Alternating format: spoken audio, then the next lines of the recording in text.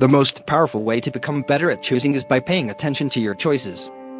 What makes the compound effect happen are those seemingly inconsequential tasks you do every day. It's not the big things that add up in the end. It's the hundreds, thousands, or millions of little things that separate the ordinary from the extraordinary. It's the daily choices you make. It's whether you decide to go to the gym or not. You may tell yourself that it's just one day, but that is just forcing the effect to start over. Every action we take that isn't pure, reactive instinct is a choice. Even avoiding making a choice at all is a choice. You're choosing the status quo. If you choose not to decide, you still have made a choice. Someone who is in charge of his own behavior, who is responsible in every situation. Don't be a passive victim of life's difficulties, the world's injustices, or your own bad habits. Choose to take action. The basic premise is that the choices you make in your day-to-day life slowly compound over time to create seemingly nothing, but they are still being processed. Don't try to fool yourself into believing that a mega-successful athlete didn't live through regular bone-crushing drills and thoughts of hours of practice.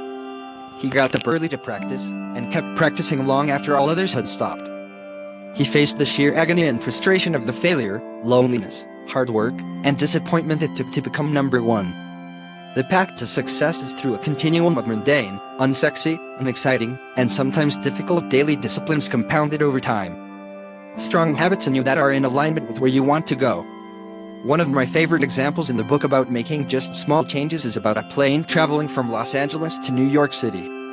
If the nose of the plane is pointed only 1% off course, almost an invisible adjustment when the plane's sitting on the tarmac in Los Angeles, it will ultimately end up about 150 miles off course. A single poor habit, which doesn't look like much at the moment, can ultimately lead you miles off course from the direction of your goals and the life you desire. You won't always have a clear picture of where you want to end up. It won't be some magical place you'll instantly figure out. However, I go back to a point I've made before on this site, which is to stay goal-oriented, but present-focused. Know where you want to go and take small steps in alignment with that. Your choices are only meaningful when you connect them to your desires and dreams.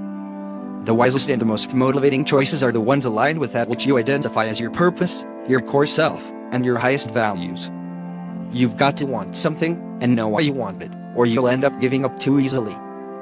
You get started by taking one small step, one action at a time. Progress is slow, but once a newly formed habit has kicked in. Once all this momentum kicks in, it'll become routine. You're floating. You're able to ride a wave, and it doesn't take as much to do what you initially wanted to as compared to when you first started. However, you have to maintain this all. Life is a series of choices we make daily that add up to a large outcome. Every decision is a seed planted for your future. Good decisions, good outcome. Bad decisions, bad outcome. Every action has consequences on your future. The real cost of a $4 a day coffee habit over 20 years is $51,833.79. That's the power of the compound effect. The first step toward change is awareness. If you want to get from where you are to where you want to be, you have to start by becoming aware of the choices that lead you away from your desired destination. You reap what you sow. You can't get out of life what you're not willing to put into it.